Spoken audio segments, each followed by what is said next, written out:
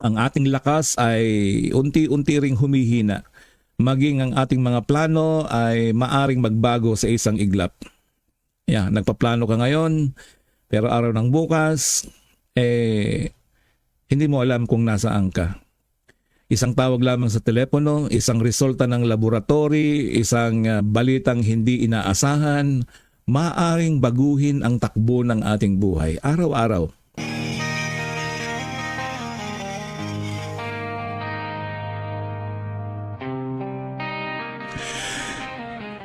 Good morning, magandang umaga po sa ating lahat.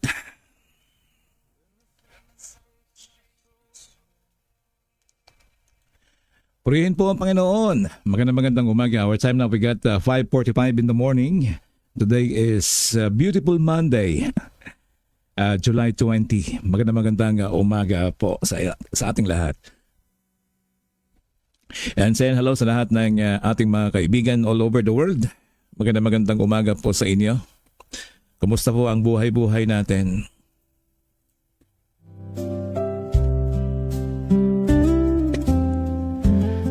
Ayan. Mula sa kabisihan, mula sa kapaguran, kumusta naman po ang buhay-buhay natin? Ayan. Hindi na po tayo nakakaano sa eksakto. Lagi may extension. Anyway, purihin po ang Panginoon dahil sa kabila po ng ating katawang lupa na napapagod ay naibibigay at nagbibigay pa rin ang Panginoon sa atin ng pagkakataon upang siya ay purihin. Alright, saying hello kay Ma'am Cecilia Bangay. Magandang umaga po, Ma'am. And blessed morning, Pastor Marcelo. Shout out to the power of God's Word. Sing aloud. God's mercy in the morning. For God is always our defense and refuge in the day and in trouble. Yan po ang napakagandang mensahe mula kay Ma'am Cecil. And of course, and hello kay George L.B. Manuel Sabilio watching from Santo Tomas. Magandang umaga dyan. And I hope you are doing well. Walang problema ngayon. And good morning din kay Ma'am Maripas Bautista. Good morning, Ma'am. And welcome back. And of course kay Lerma Balahaja. Ito, meron siyang message. Hi po, Pastor. Good morning sa lahat ng nakikinig sa iyong programa. Live radio, Living Word. Happy Monday sa lahat. Yan. And of course kay Ma'am Jing Blanquera at sa lahat ng mga nakikinig. Pakishare na lang po ang ating tawag dito, link. Hindi ko na i-share sa iba. Sino ba yung mga dito? Sige, share muna natin. Minsan ganyan ang Facebook hindi niya ipinapakita kaagad sa mga kaibigan. Actually parang may delay. Iba talaga yung merong link na permanente.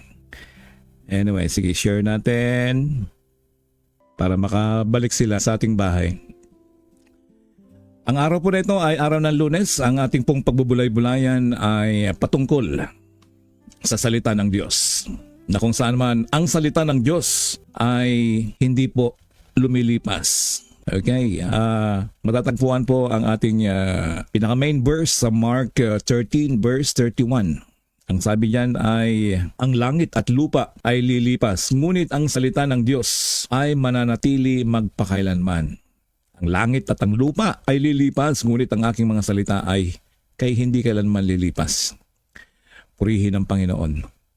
Kung sasabihin sa iyo na bukas ay mawawala ang lahat ng iyong ari-arian, trabaho at maging ang mundong iyong kinalalagyan, ano ang bagay na mananatili?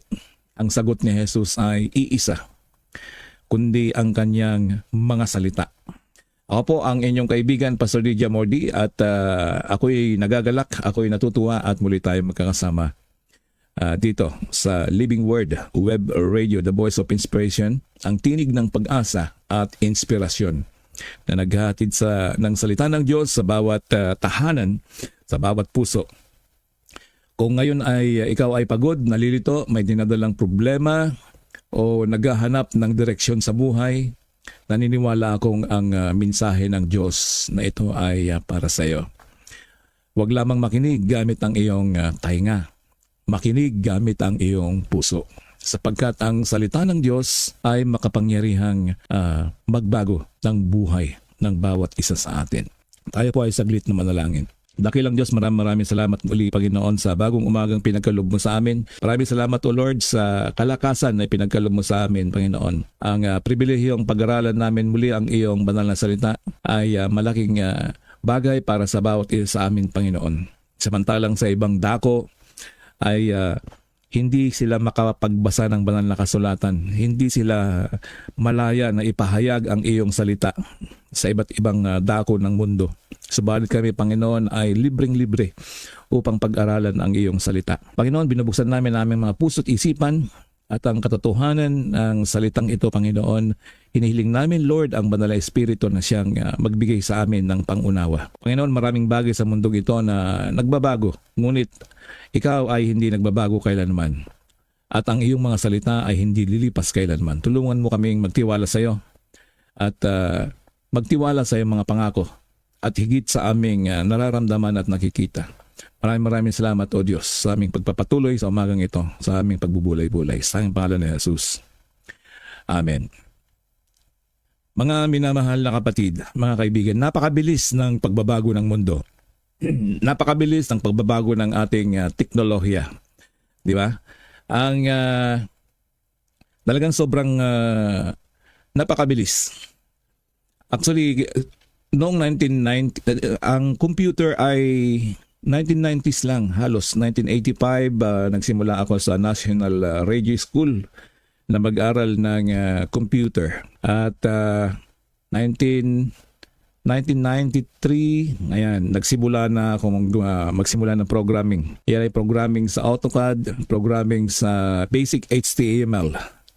Anyway, what I'm trying to say is ito ay technology. Ganon din ang pagkasumabay na unang mga technology, sumasabay po dyan yung mga discoveries, di ba? Yung mga building, mga ganyan. So, kung tutusin, napakabata pa lang ang ating mundo. 2,000 years. Pero ang lumalabas po sa science, actually ay million na.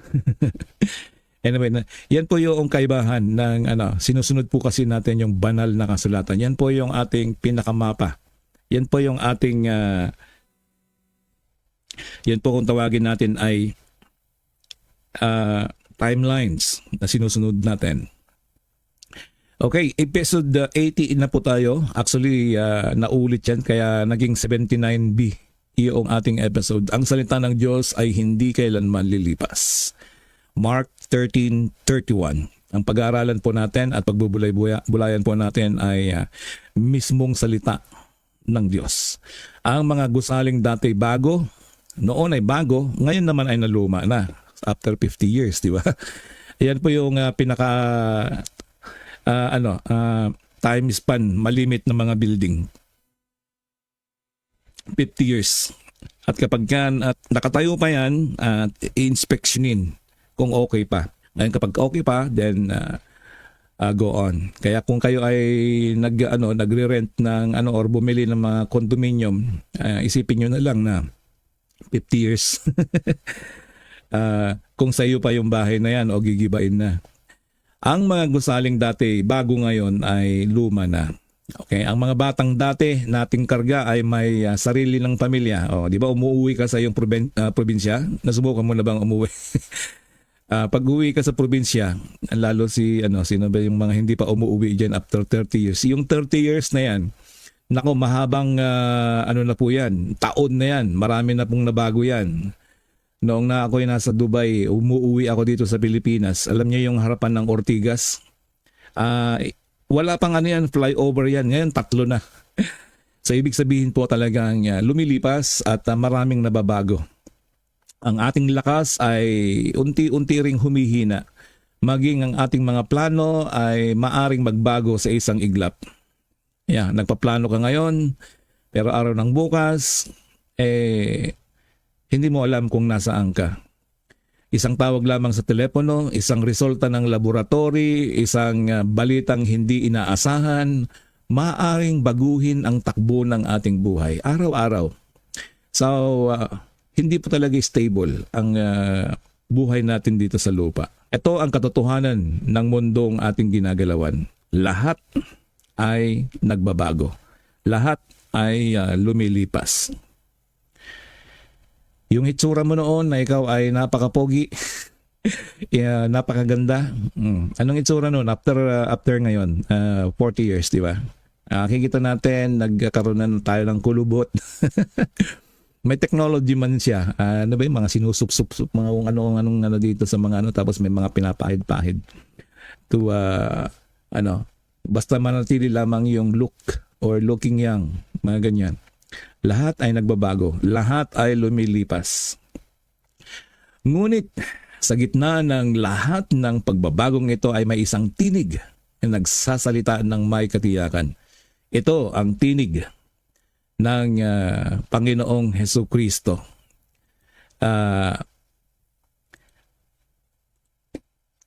Ito po ang ating Panginoong Hesukristo. Hindi naman siya yan, pero yan po yung ilustrasyon, no?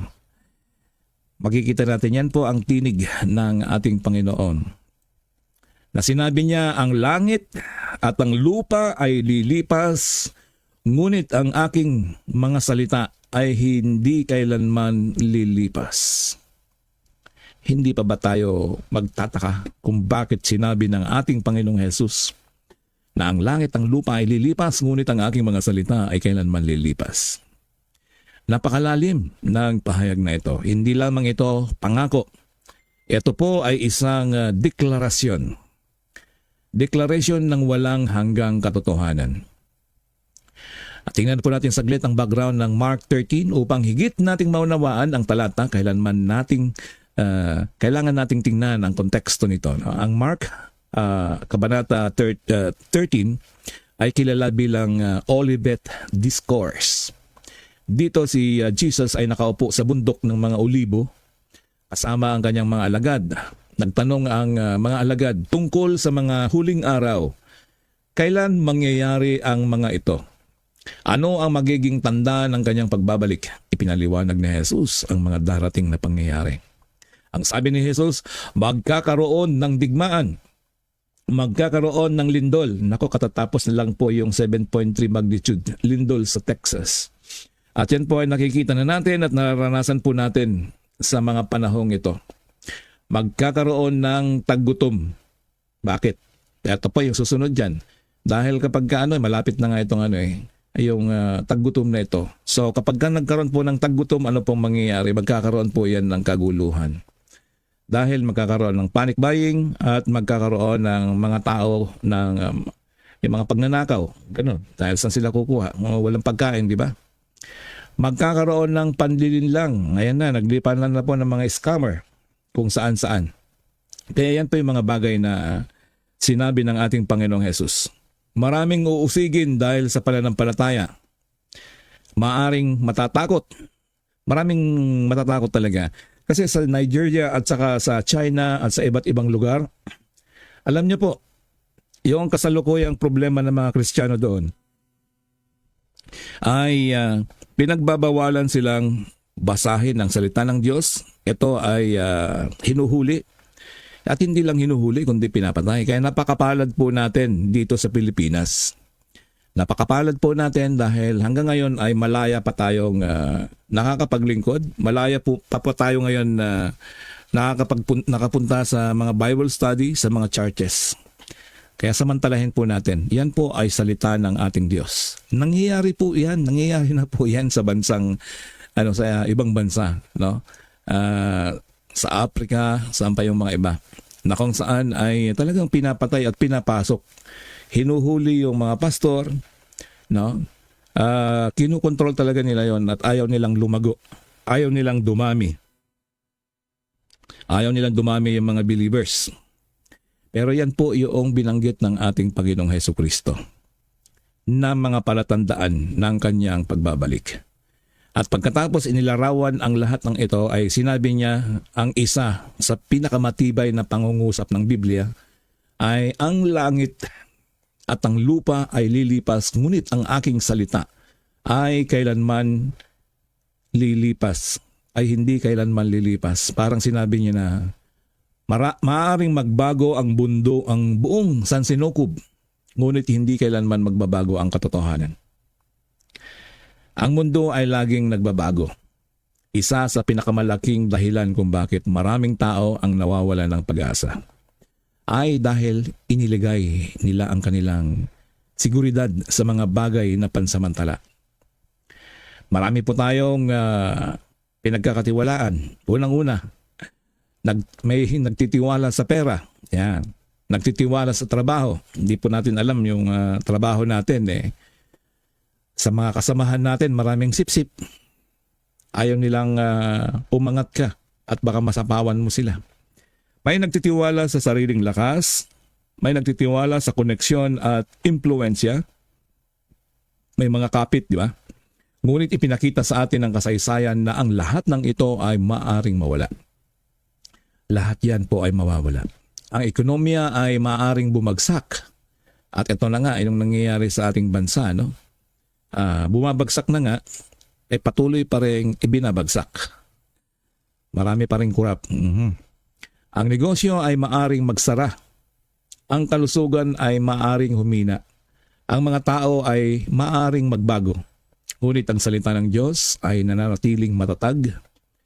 Sinabi ng propeta Isaias, ang damo ay matutuyo, ang bulaklak ay nalalanta. Ngunit ang salita ng Diyos ay mananatili magpakailanman. So yan po sinabi sa Isaiah chapter 40 verse 8. Napakagandang larawan nito. Ang damo ay luntian ngayon. Pagkaraan ng ilang araw, tuyo na. Pero ngayon sa amin dito sa dati hindi tumutubo. Pagkalipas ng isang linggo lang yata o na umuulan o isang buwan. At sa isang buwan na yan yung mga halos patay na mga damuan, tataas na naman. Anyway, ganoon lang po yun. Ngayon ay malago, sa susunod ay tuyo na naman. So itinaguri or ipinarehas po dito sa magitan ng bulaklak.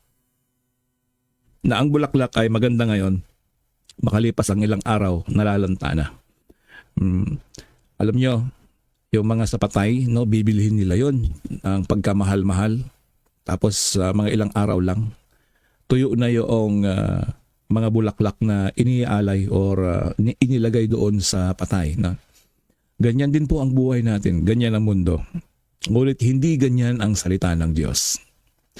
Ang salita ng Diyos ay manatili magpakailanman. Ito po ay matagal nang sa ibang bansa, may mga bansa talaga na pinagbabawal. No? Kahit sa Middle East, sa ibang bansa, napakaswerte pa rin po natin ngayon. Yung salitang swerte, napakapalad po natin. Ang Biblia po ay hindi naluluma, hindi nawawala ang bisa nito. Hindi kumukupas ang kapangyarihan. Ito ang parehong salita na nagpapalakas kina Moises, kila Abraham, kay David, kay Pedro, kay Pablo, at milyon-milyong mananampalataya sa iba't ibang henerasyon. At hanggang ngayon, ito pa rin ang salitang nagbibigay ng pag-asa sa bawat pusong lumalapit sa Diyos. Isipin mo ang isang napakalaking parola sa gitna ng dagat, no? Habang ang mga alon ay nagngangalit at ang mga hangin ay malakas na humahampas, manatiling nakatayo ang parola. Alam mo yung lighthouse, yung parola, no? Hindi ito pinipigil ang bagyo, ngunit nagbibigay ito ng tamang direksyon sa mga barko upang hindi sila mapahamak. Ito po yun. Yan. Yan po yung lighthouse na nagsisilbing gabay sa gitna ng dagat na kung saan ang mga barko na dumadaan para malaman nila ang kanilang direksyon. So yan po yung tinatawag na lighthouse. Hindi nito hindi po niya ito, kumbaga naranasan ko na po yan kasi scuba diving, nag-scuba diving kami noon sa Oman. Yan lang po yung aming yung guide. Kapag nakita na namin yung pinaka-guide na yan, yun na yun. Yun na yung nasa tamang direksyon na kami. Ganyan po hinahalin tulad ang banal na kasulatan. Na Sa pamagitan niyan ay ginaguide tayo. Ang salita ng Diyos ay ganap na maasahan. Yan po yung lalo kung pumalya yung GPS, Global Positioning System sa dagat. Yan lang po yung hanapin namin. Nagpupunta kami noon sa Oman, sa parte ng Oman hanggang sa Qatar. Yan, nagda-dive po kami dyan. Lalong-lalo na sa dulo ng Oman, magkadikit po yan yung ocean na yan. At yan ngayon, yan nag-aaway dahil nandyan po yung Iran na sa pagitan. Okay, ang langit at lupa ay lilipas, ngunit ang salita ng Diyos ay manatili kailanman. Mark 13:31. Kaya markahan po ninyo ang inyong mga tawag dito, ang inyong Biblia. Purihin ang Panginoon. Ang salita po ng Diyos ay hindi kailanman magbabago. Mananatili. Alam niyo po yung istorya ng banal na kasulatan na kung saan ay gusto nila talagang sirain, no. Hanggang ngayon actually, maraming gustong sumira. Pero hanggang ngayon, no, hindi pa rin nananatili pa rin ang salita ng Diyos. Noong likhain ng Diyos ang sanlibutan, hindi siya gumamit ng martilyo o anumang kasangkapan. Nagsalita lamang siya na magkaroon ng liwanag. At nagkaroon nga ng liwanag, no. Ang Panginoong Hesus ibinigay ang banal na kasulatan. Ginaid ng banal na Espiritu ang mga authors para sulatin ito na magkakaibang panahon. Ang parehong salitang lumikha ng buong sansinikub at salitang binabasa natin sa ating Biblia. Kaya kapag nagsasalita ang Diyos sa iyong buhay, hindi lamang ito payo. Ito po ay kapangyarihang kumikilos. The Bible as the light in darkness. Meron pong isang ilustrasyon. May isang ama na nangakong susundin ang kanyang anak pagkatapos ng klase.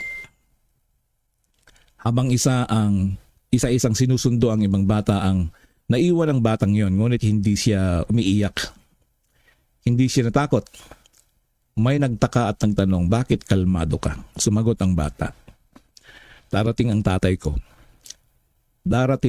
ko at nangako siya na susundin ako dito sa aming school.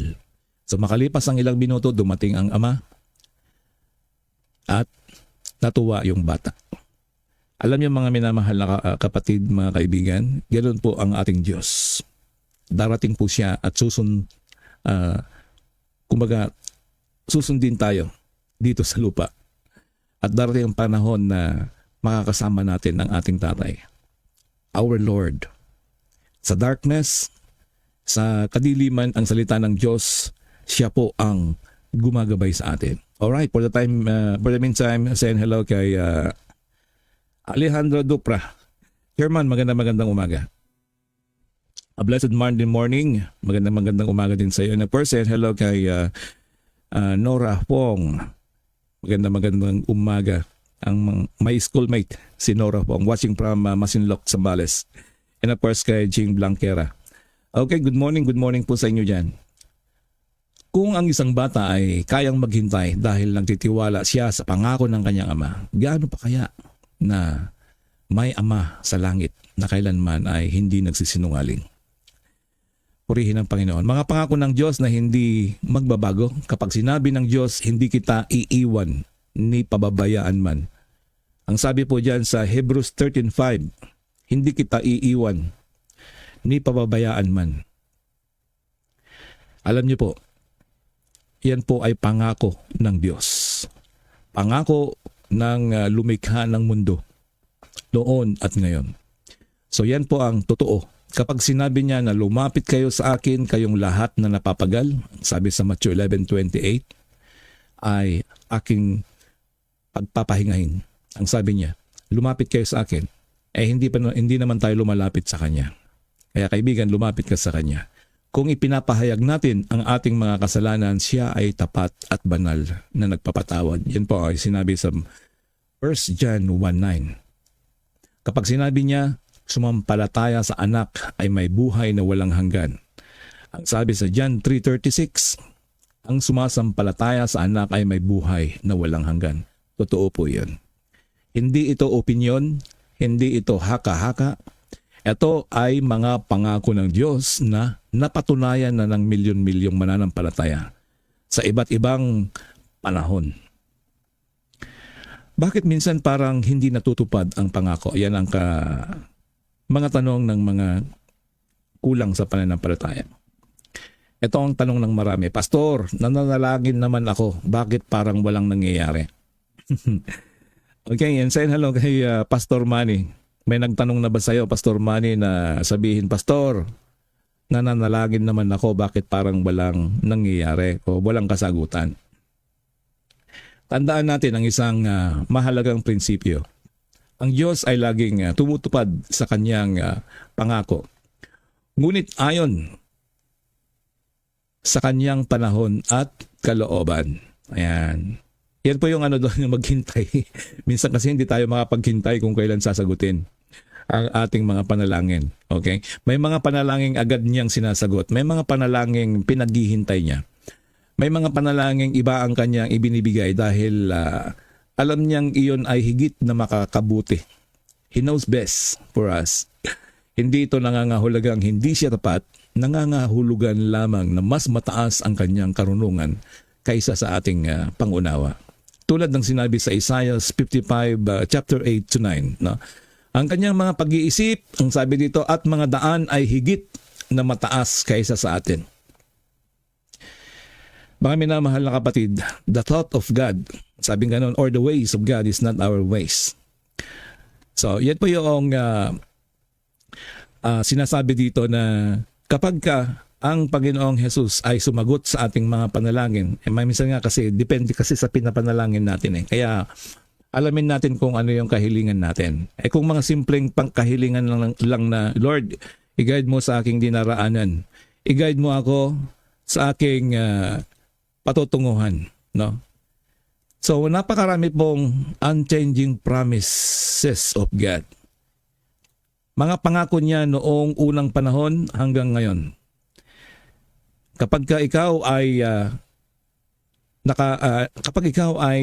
umaasa sa salita ng Diyos at sa lahat ng kanyang mga pangako ay tulad mo ng isang bahay na to. Itong bahay na ito na nakatayo sa bato. Na pag dumating man ang bagyo, dumating man ang unos, ay hindi matitinag ang iyong kinakatayuan.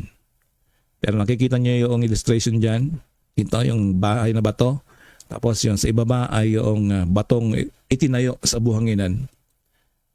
Ang salita ng Diyos po ay, ito po, through our generation, ipinasa. At ang mga salitang iyan hanggang sa ating kasalukuyan ay nariyan pa rin. Ang salita ng Diyos. Kapag may problema ka, huwag hayaan ang takot na tunang magsalita sa iyong puso. Hayaan mong ang salita ng Diyos ang mangusap. Kapag sinabi ng iyong isip, hindi mo na kaya. Ang sabi ng banal na kasulatan sa Philippians 4:13, alalahanin ang Pilipos. Lahat ng bagay ay aking magagawa sa pamamagitan ni Kristo na nagpapalakas sa akin. Kapag sinasabi ng mundo, wala ka ng pag-asa, may kasagutan po sa Jeremiah 29:11.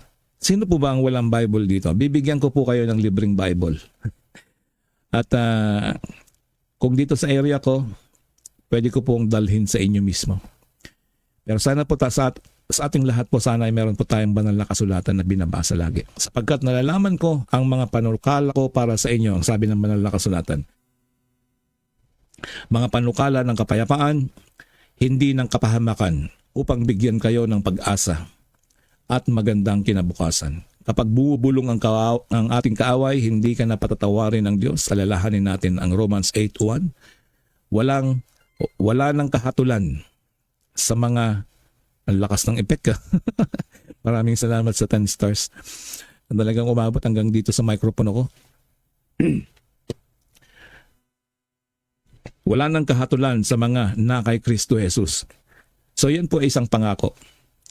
Wala ka ng kahatulan. Ibig sabihin, hindi ka nahahatulan.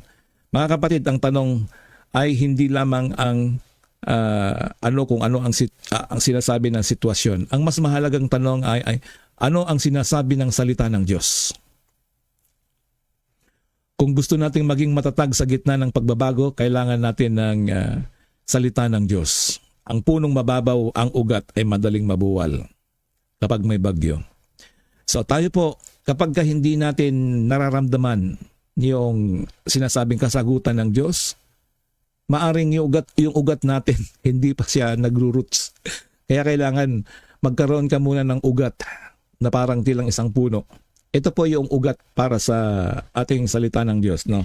Kasi ang isang puno, di ba pagka lumalago, kailangan muna yung ugat. Kundi hindi pwedeng hindi pwedeng mauna yung tangkay, yung puno na tumubo. Kailangan muna ng lumago yung kanyang puno.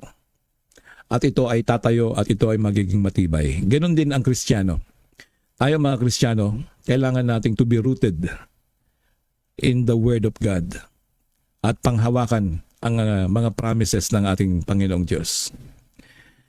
At yan po ay kailangan po natin ng complete surrender sa Kanya.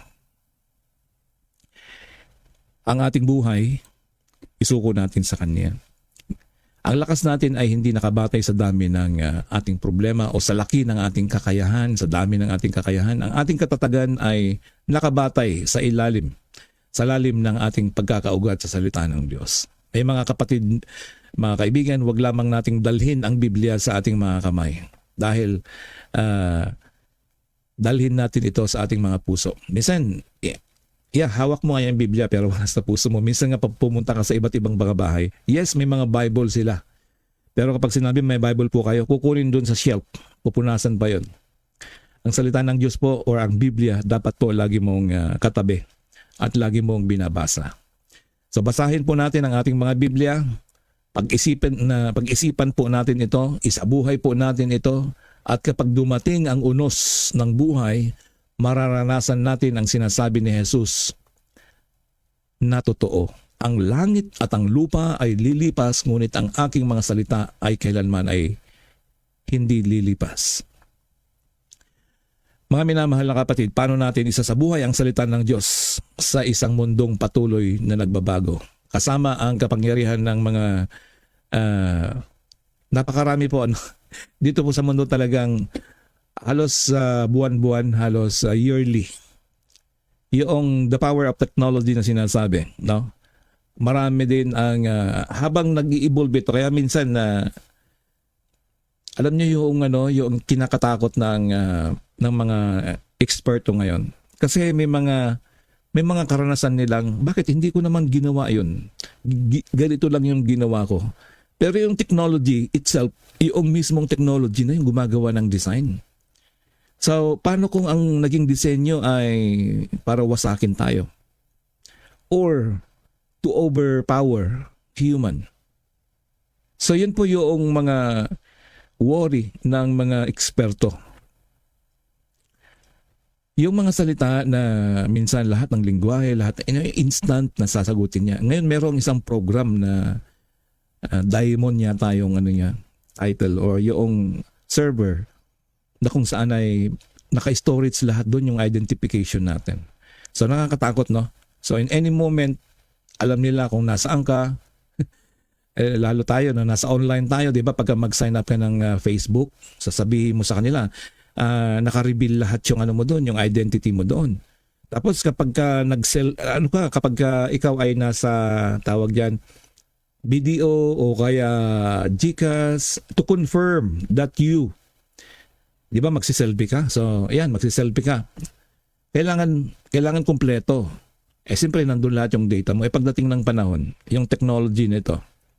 So, sa technology na yan, search mo lang yung pangalan mo, makikita mo na dyan, saan nakatira, lahat ng mga ginagawa mo, nakamonitor. So, darating ang panahon. Yan po yung mangyayari niyan. So, ang sabi ng banal na kasulatan sa Book of Revelation, in future, yung future na hindi tayo makakabili ng mga paninda hanggat wala tayong tatak, yung mga ganyan, no? Itong nakaraang pandemic, di po ba nagkaroon tayo ng yung mga nilalagay sa noo, yung mga ganyan, temperature. Pero balang araw yung mga ini-scan na ganyan, meron ka ng tatak dito, meron ka ng 666 dito. Yung mga ganyan. Di ba? Magandang umaga rin po sa iyo, Ma'am Iris May Butak. Lahat po ng mga bagay na yan ay na-predict na po ng banal na kasulatan kung anong mangyayari. And of course, hello kay Ma'am Edna from Santo Tomas at saying hello na rin po kay Ma'am Lydia. Nanay Lydia. Magandang umaga po sa inyo dyan. Patuloy po tayo. Alam niyo po, hindi po sapat na humanga tayo sa Biblia. Nakahanga-hanga talaga yung Biblia kasi yung lahat ng prediction halos nang galing dyan. At yung mga galing dyan ay pwede nilang i-twist at i-interpret sa ayon sa kanilang tapos lalagyan ng date ng ganito, tapos palalabasin na, uy, tama yung prediction ni Alec Baldwin, Nostradamus, yung mga ganyan. Alam niyo po mga minamahal na kapatid, galing po yan sa banal na kasulatan at sinabi na ng banal na kasulatan yan that someday the knowledge of this world will grow, will increase. Ganon. Tapos in the book of Revelation, ito pa yung sinusurvey namin, no? So yung mga future things na mangyayari, halos galing na po dyan. At siyempre, yung mga specific things na may mamamatay na tao, mamamatay na eto na yun, siguro magawain na ng Diablo yan, no? Na yan, may mamamatay sa taong ito na ganito, na ganyan, no? Ang buong kasulatan ay nagtuturo ng isang dakilang katotohanan. Ang tao ay makasalanan at hiwalay sa Diyos dahil sa kasalanan. Ang sabi sa Romans 3:23, sapagkat ang lahat ay nagkasala at hindi nakakaabot o hindi nakaabot sa kaluwalhatian ng Diyos. Ngunit hindi tayo pinabayaan ng Diyos. Dahil sa kanyang dakilang pag-ibig, isinugo niya ang kanyang bugtong na anak na si Jesucristo. Si Jesus ay namuhay na walang kasalanan, ipinako sa krus upang akuin ang kanyang kasalanan. Namatay, inilibing at muling nabuhay sa ikatlong araw. Ito ang puso ng Ebanghelyo. Ito po yung pinaka-importante sa lahat na binabanggit sa banal na kasulatan. At ito ang salitang hindi kailanman lilipas at hindi magbabago ang paraan ng kaligtasan. Hindi ito sa mamagitan ng mabubuting gawa, hindi po ito sa mamagitan ng relihiyon, hindi ito sa sariling pagsisikap. Tayo ay naligtas sa biyaya ng Diyos sa mamagitan ng pananampalataya sa ating Panginoong Hesukristo. Yan po yung mga natukoy at napag-aralan natin sa mga nakaraang panahon, araw, no? Ang sabi ng Ephesians 2:8-9, sapagkat dahil sa biyaya kayo'y nangaligtas sa pamamagitan ng pananampalataya at ito'y kaloob ng Diyos, hindi bunga ng mga gawa, upang walang sino man ang magmapuri. Kaya nga sabi ko, kung bakang maliligtas lang ay yung may pera, so babayaran ka lang ng 100,000. Meron ka ng lista, nakalista na yung pangalan mo sa buhay, ay sa book of life, no? So kung hanggang ngayon ay hindi mo pa sinusuko ang iyong buhay kay Kristo, ngayon po ang tamang panahon, kaibigan. Hanggat meron po tayong panahon, dahil darating po ang panahon, ang sabi ng banal na kasulatan sa Revelation, na mangyayari at magaganap po yung mga bagay na sinasabi, yung mga tinutukoy po dyan sa banal na kasulatan, darating at darating po yan. Ngayon malaya po tayo na nagkakaroon ng ganitong pagbubulay-bulay, na malaya tayo na pag-aralan ang salita ng Diyos, pero darating ang panahon na ito ay pinagbabawalan na. Alam niyo po sa ibang bansa, kinakapture na po yung mga merong mga Christian underground at yung mga iba ay talagang hindi na po siya ipinagbabawal na, no? So baka darating ang panahon. Alam niyo po merong isang Kristiyano, yung dating pulis na PNP. Nagpunta po sa Europe dahil sa kanyang pamamahagi ng salita ng Diyos, may tinamaan yatang mga ibang mga doon. Na-restrict yung kanyang Facebook. At nung ma-restrict yung kanyang Facebook, dahil sa kanyang malayang pamamayag, maaaring sabihin, hindi ito Pilipinas, ito ay Europe. Yung mga ganong bagay, no? So mga minamahal na kapatid, samantalahin po natin, hanggat meron po tayong kalayaan na maglingkod sa Diyos, na tanggapin at pakinggan ang salita ng Diyos, ay gawin na po natin. Tanggapin po natin ang Panginoong Jesus, sapagkat ito ay isang biyaya. Ngayon ang panahon, nasa po tayo, nasa age of churches, or sinasabi po nating dispensation of grace. Malaya po nating tanggapin ang salita ng Diyos. Magkaroon po kayo ng banal na kasulatan sa inyong mga bahay, at ang gagawin po natin, no, ang gagawin po natin ay basahin po natin. Ito ay isang kwento, may isang kwento ako ng pagninilay-nilay. May isang matandang lalaki na maraming naipundar sa buong buhay niya. Meron siyang bahay, meron siyang lupa, meron siyang negosyo, may pera. Ngunit nang siya ay nasa kanyang huling mga araw, sinabi niya sa kanyang pamilya, ngayon ko lang naunawaan na wala pala akong madadala sa kabilang buhay. Ang tanging mahalaga ay kung nakilala ko ba ang Panginoon at sinunod ko ba ang kanyang salita. Mga kapatid, maraming tao ang naghahanda para sa retirement. Maraming naghahanda para sa kinabukasan ng kanilang pamilya. Ngunit ang tanong ay, handa ka na bang or handa ka na ba sa buhay na walang hanggan? Yan po ang ating ito po ang mga life challenges po natin. Ngayong araw, nais kitang hamunin. Kapag natapos ang podcast na ito, huwag mo itong kalimutan. Sa halip, gawin mo ang 4 na bagay na ito. Una, maglaan ng oras araw-araw para basahin ang Biblia. Kahit 10 o 15 minuto lamang. Imagine that 10 minutes to 15 minutes to read your Bible. Ikalawa, manalangin bago gumawa ng anumang mahalagang desisyon. Sabihin mo lang, Panginoon, Lord, gusto kong makita ang tunay na katotohanan. Ipakita mo sa akin. As simple as that prayer. Hayaan mo ang Diyos ang siyang gumabay sa iyo. Ikatlo, mamuhay ayon sa salita ng Diyos kahit mahirap. Ang pagsunod ay hindi laging madali. Ngunit ito ang daan ng pagpapala. Ang ikaapat po ay ibahagi ang ebanghelyo. Once na nabasa mo, you can share. You can share the gospel sa mga kaibigan mo. Maaring ikaw ay maging daan upang makakilala din sila kay Kristo. Ito po ang huling pagninilay-nilay po natin. Kapag tumingin tayo sa ating paligid, makikita nating mabilis ang takbo ng panahon. Ang mga batang kahapon lamang ay matatanda na ngayon. Dati tayo yung mga bata at yung tingin natin sa mga nanay natin, tatay natin, mga 50 years old na sila. Ngayon po, 50 years old na. Katulad ni si Ninang SB Estrada, Silvia. Ilang taong ka na? 64? 60s na, senior citizen ka na, di ba? Good morning, Pastor. Have a great day Monday to you and to all listeners of Living Word. Gayon din po sa inyo, Ma'am Loy. Ang ating buhok ay unti-unti nang pumuputi o puro puti na. Diba? Ang mga gusali ay naluluma. Ang mga bagong sasakyan noon, ngayon ay nangangasira at nasa garahe na lamang.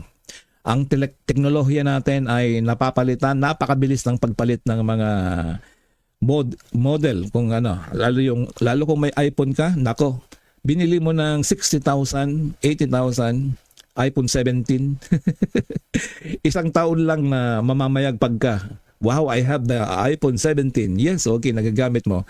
And many people actually buying this dahil lang sa status. Wow, naka-iPhone, mga ganyan. Pero 20% na nagagamit yung mga features. Napakaraming features niyan if you are not knowledgeable. But if you have the money only to buy it, nako.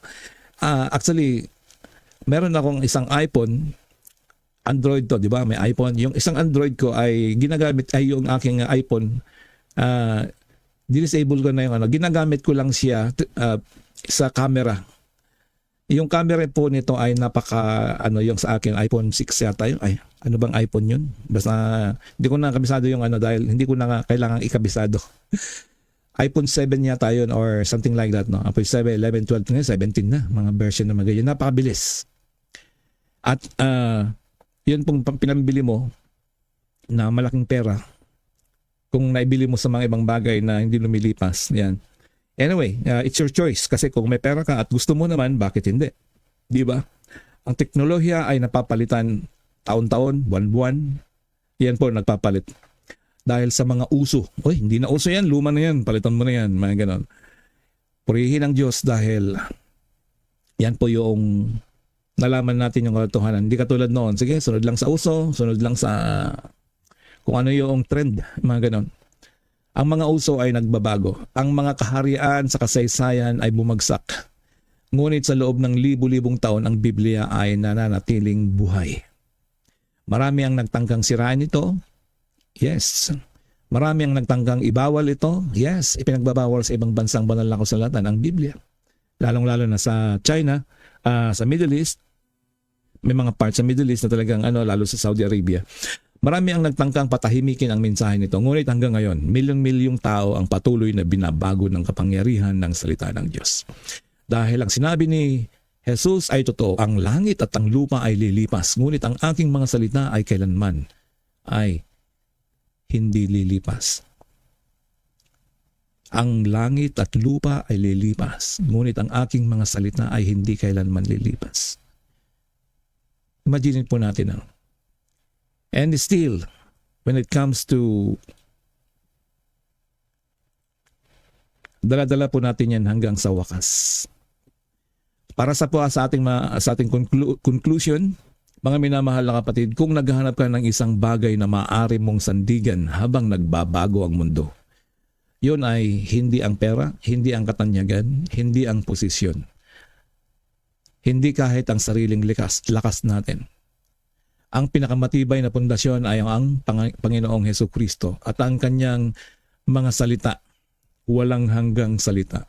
Kapag ang buhay mo ay nakatayo sa pundasyong ito, maaring dumating ang unos, maaring magkaroon ng pagsubok, maaring magkaroon ng luha. No, ay tulad mo ng isang bahay na ito, the house built upon this rock. Ganyan po mangyayari sa atin.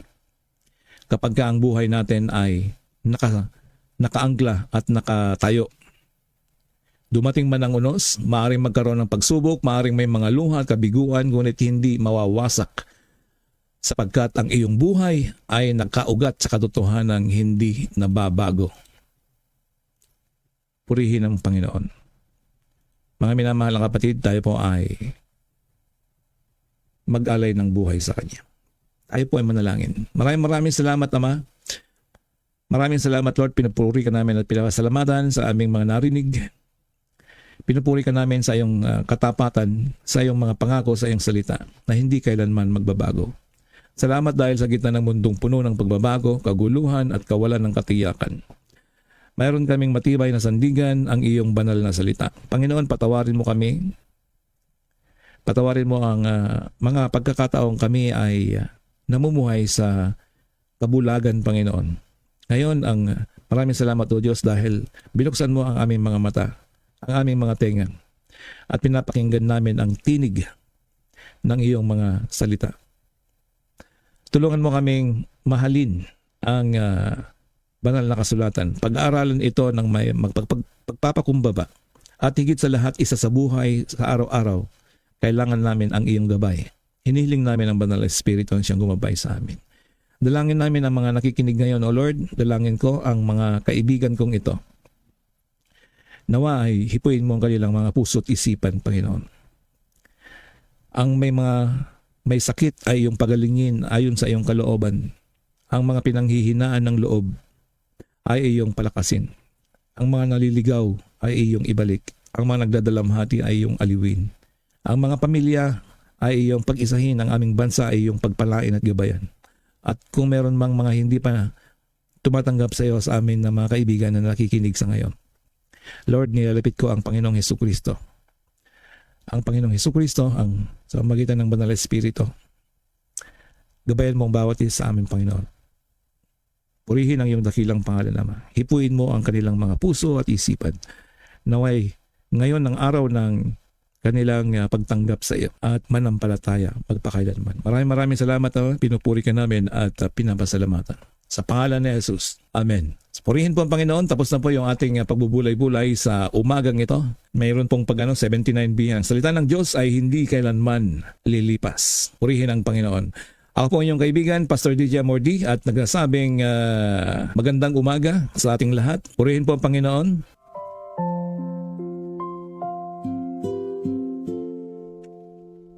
Maraming salamat po sa bawat isa sa atin na nakinig sa salita ng Panginoon.